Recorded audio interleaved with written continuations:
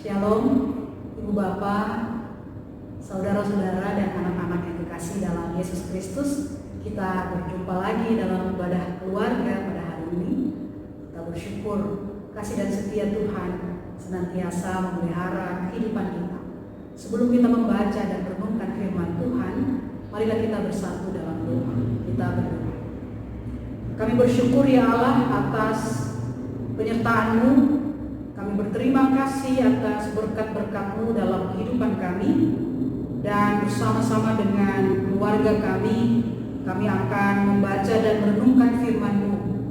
Kiranya di dalam kuasa Roh Kudus-Mu Kau berkati kami, agar seluruh hati, pikiran, dan kehidupan kami terpusat kepada berita firman-Mu, dan kami sungguh-sungguh merenungkannya di tengah-tengah kehidupan kami. Sehingga kami tidak hanya menjadi pendengar dan pembaca firman Tuhan, tetapi pelaku firman Tuhan di dalam kehidupan kami. Berfirmanlah ya Tuhan, di dalam nama Tuhan Yesus Kristus kami berdoa. Amin.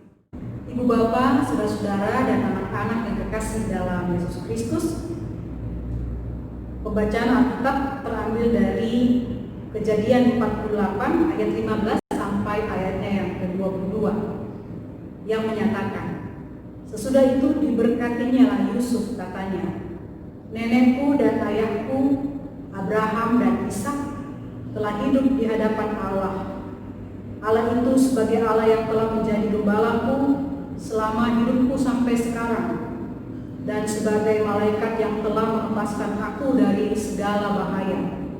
Dialah kiranya yang memberkati orang-orang muda ini, sehingga namaku serta nama nenek dan bapakku Abraham dan Ishak termasyhur oleh karena mereka, dan sehingga mereka bertambah-tambah menjadi jumlah yang besar di bumi.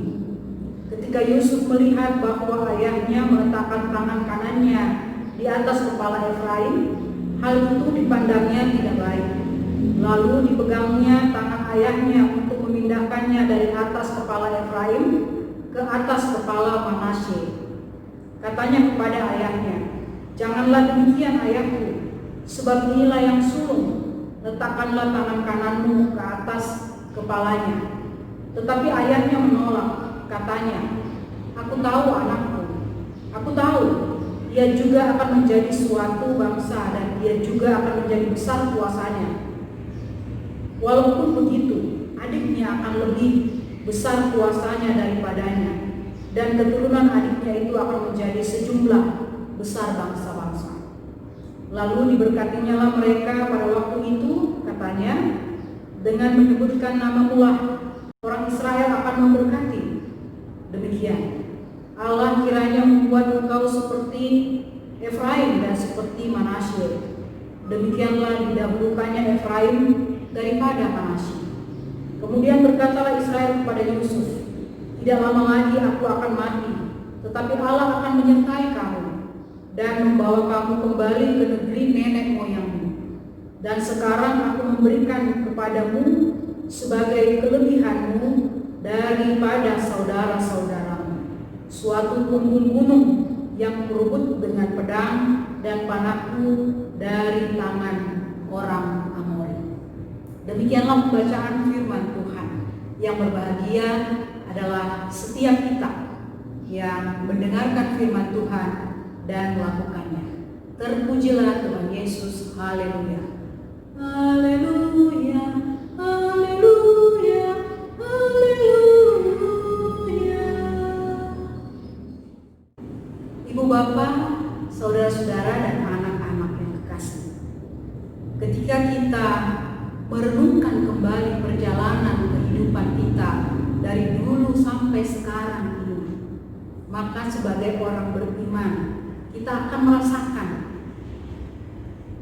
kita akan mengakui bahwa Allah senantiasa memelihara kita dari waktu ke waktu.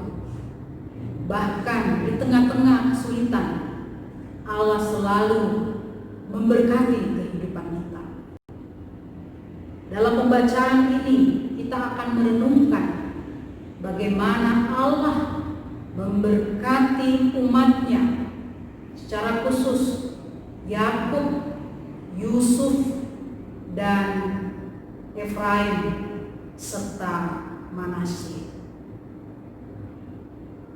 Dalam pembacaan ini kita sudah membaca bahwa Yakub memberkati anaknya Yusuf dan juga memberkati cucunya Efraim dan Manasye. Yakub memperkenalkan siapa Allah dalam kehidupannya kepada anak dan cucunya. Tuhan yang senantiasa setia dan memelihara kehidupannya. Dan Allah itulah juga yang memberkati Yusuf dan anak-anaknya, yaitu Efraim dan Manasye, melalui Yakub pada saat itu. Sebagai seorang bapak, Yusuf memprotes karena Yakub memperlakukan Efraim sebagai si sulung, padahal dia anak bungsu, dan memperlakukan Manasye sebagai anak bungsu, padahal dia anak sulung. Seperti kita ketahui dalam tradisi Israel bahwa anak sulunglah yang mendapatkan hak kesulungan, berkat kesulungan, keistimewaan dan kehormatan. Tapi dalam pembacaan ini Yakub justru memperlakukan Efraim si bungsu sebagai yang sulung, yaitu yang menerima hak kesulungan, berkat kesulungan tersebut. Dan menghadapi protes dari ayahnya atau anaknya yaitu Yusuf, Yakub memberikan penjelasan bahwa keduanya diberkati oleh Tuhan, baik Efraim maupun Manasye. Tetapi Efraim mendapatkan berkat khusus bahwa dia akan menjadi bangsa yang besar. Mengapa demikian? Karena Yakub tahu apa yang terbaik menurut Tuhan, apa yang menjadi rancangan Tuhan bagi Yusuf dan juga Efraim dan Manasye. Oleh karena itulah dia memberikan berkat kesulungan kepada Efraim. Nah, ibu bapak dan saudara-saudara serta anak-anak yang kekasih dalam Yesus Kristus, kita ingin merenungkan 3 hal melalui pembacaan ini. Yang pertama adalah tentang karya Allah yang melintasi waktu. Artinya karya Allah yang terus-menerus terjadi dari waktu ke waktu, dari masa ke masa, dari masa lalu, masa kini, dan sampai ke masa depan. Yakub menceritakan pengalaman imannya bersama dengan Allah, bahwa Allah yang dia sembah adalah Allah yang telah memelihara Abraham, kakeknya, telah memelihara Ishak, ayahnya, dan juga sekarang memelihara dia. Dan kemudian memberkati anak-anaknya.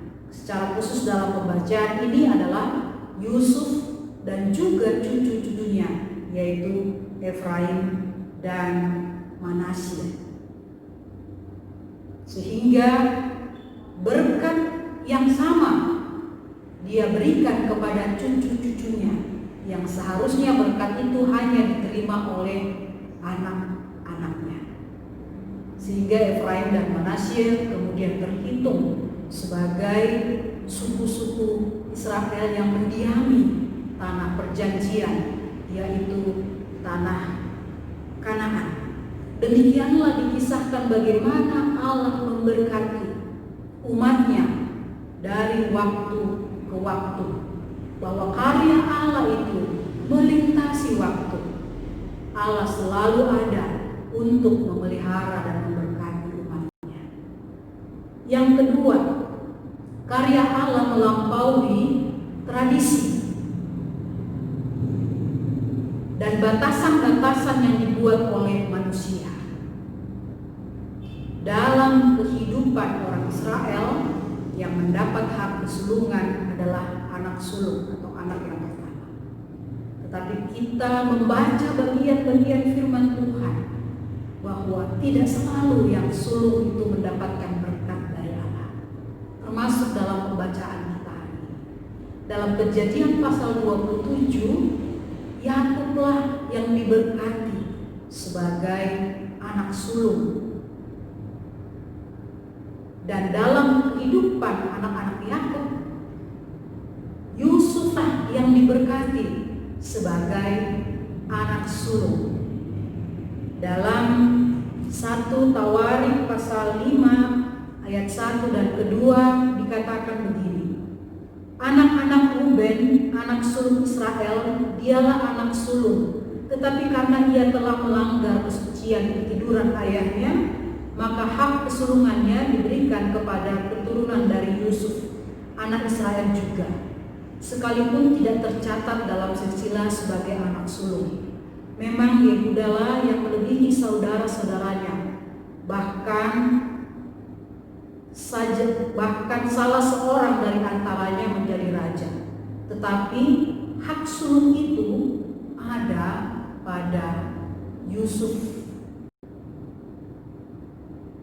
Itu berarti bahwa Tuhan tahu memberikan yang terbaik kepada orang-orang yang diberkatinya. Makanya Yakub mengatakan dalam pembacaan kita tadi, ketika Yusuf protes, Yakub mengatakan, aku tahu. Dia tahu bahwa Manasye yang sulung dan Efraim yang bungsu. Tetapi Yakub juga tahu siapa seharusnya yang diberkati Allah dengan hak kesulungan. Oleh karena itulah dia memberkati Efraim dan bukan memberkati Efraim dengan hak kesulungan dan bukan memberkati Manasye dengan hak kesulungan.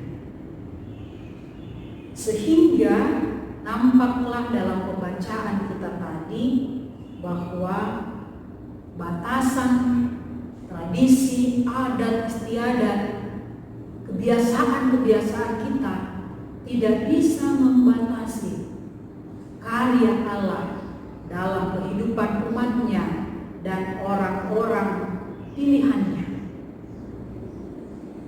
Yang ketiga,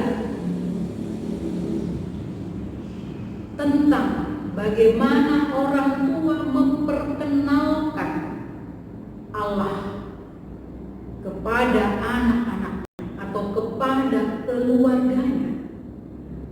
Yakub tidak hanya memberkati Yusuf, Efraim dan Manasye, tetapi Yakub juga memperkenalkan siapa Allah di dalam kehidupannya. Dan Allah itulah yang akan menyertai anak-anaknya, memberkati mereka, termasuk Yusuf, Efraim dan Manasye. Begini pengakuan Yakub dalam pembacaan kita tadi.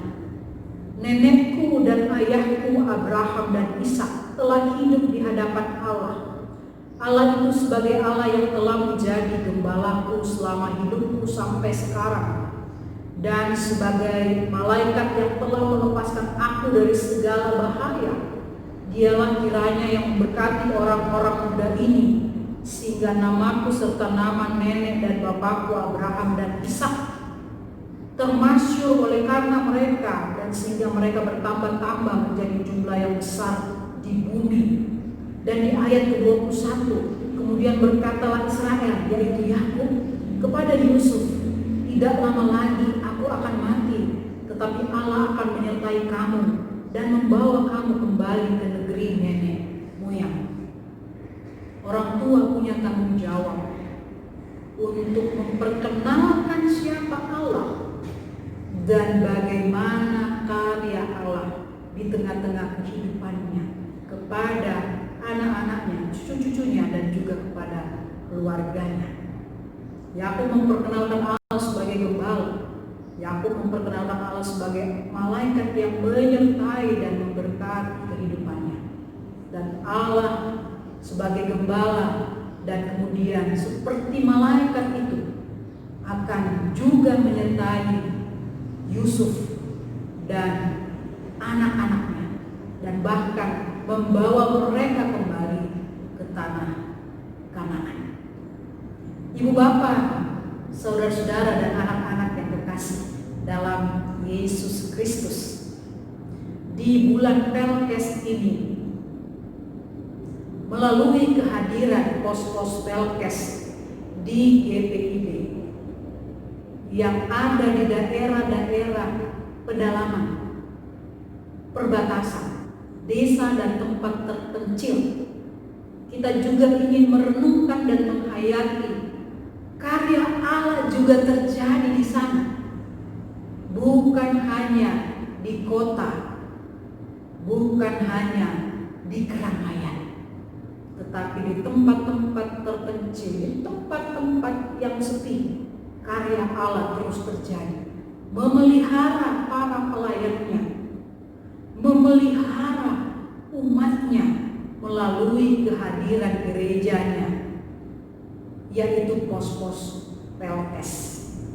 Oleh karena itu tidak heran kalau kita mendengar kisah-kisah luar biasa dari pos-pos PLS.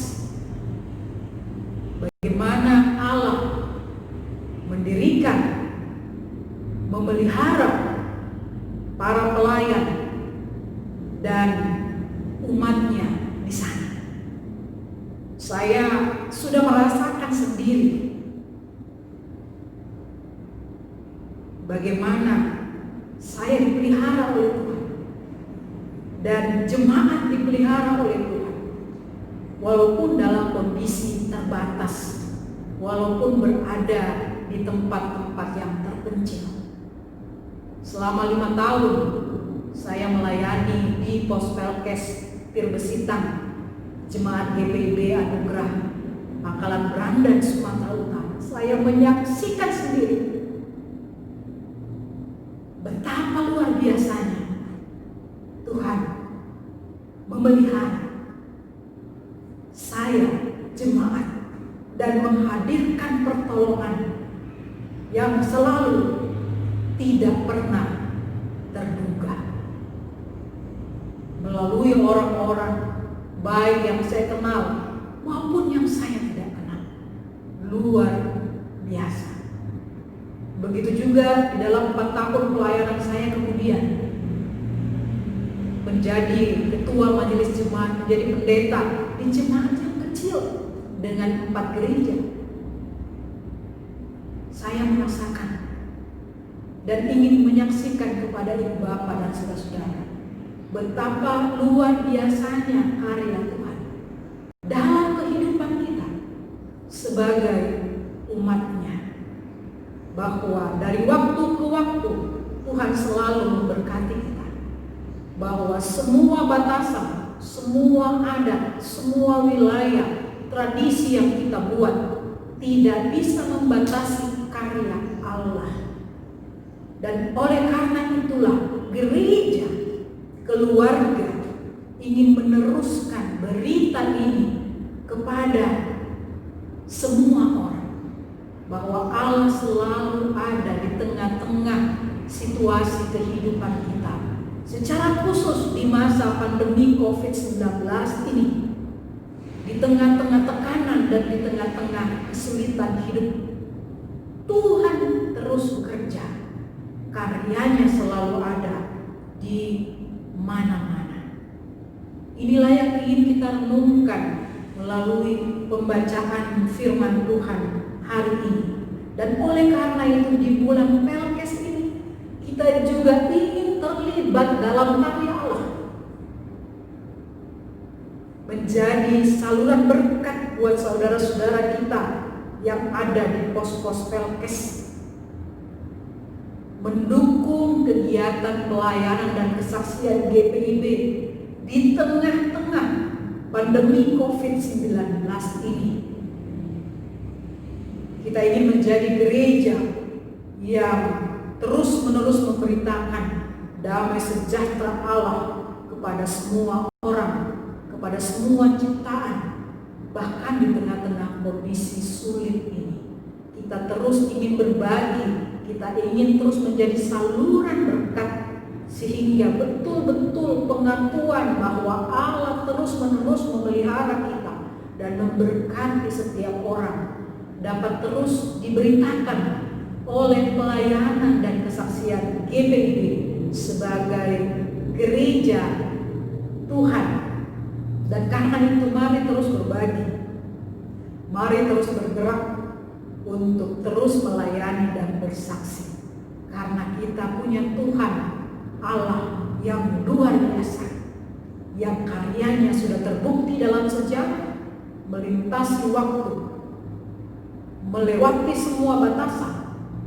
Dan ini juga yang ingin kita ajarkan kepada anak-anak, generasi penerus, kepada seluruh anggota keluarga kita melalui ibadah pada malam hari ini. Kiranya firman Tuhan menguatkan kita dan terus mendorong kita untuk terlibat dalam pelayanan dan kesaksian bagi hormat dan kemuliaan nama Tuhan. Tuhan memberkati kita sekalian. Ibu Bapa yang kekasih dalam Yesus Kristus, dalam kesempatan ibadah keluarga ini memang lebih baik kita berdiskusi dengan anggota keluarga yang ada di rumah. Ada 3 pertanyaan buat kita. Yang pertama, apa pandangan saudara tentang pilihan dan kehendak Allah yang sering berbeda dengan pilihan dan kehendak manusia, seperti yang terjadi dengan Efraim dan Manasye yang diberkati oleh Yakub pada saat ini. Yang kedua, bagaimana caranya saudara bisa membedakan manakah kehendak atau pilihan Allah dan mana yang bukan kehendak atau pilihan Allah. Yang ketiga, ceritakanlah bagaimana Allah memberi yang terbaik di tengah-tengah kehidupan keluarga saudara. Tuhan sudah memberi yang terbaik untuk Abraham, Tuhan sudah memberi yang terbaik untuk Ishak, Tuhan sudah memberi yang terbaik untuk Yakub, Tuhan sudah memberi yang terbaik untuk Yusuf, Tuhan sudah memberi yang terbaik untuk Efraim dan Manasye. Karena memang dia tahu dia harus memberkati siapa yang terbaik, dan berkatnya tidak pernah salah. Dan sekarang saatnya Ibu Bapak, saudara-saudara dan anak-anak yang kekasih bersaksi, bercerita di tengah-tengah keluarga apa yang Allah sudah kerjakan, karya Allah terbaik bagi kehidupan Ibu Bapak, saudara-saudara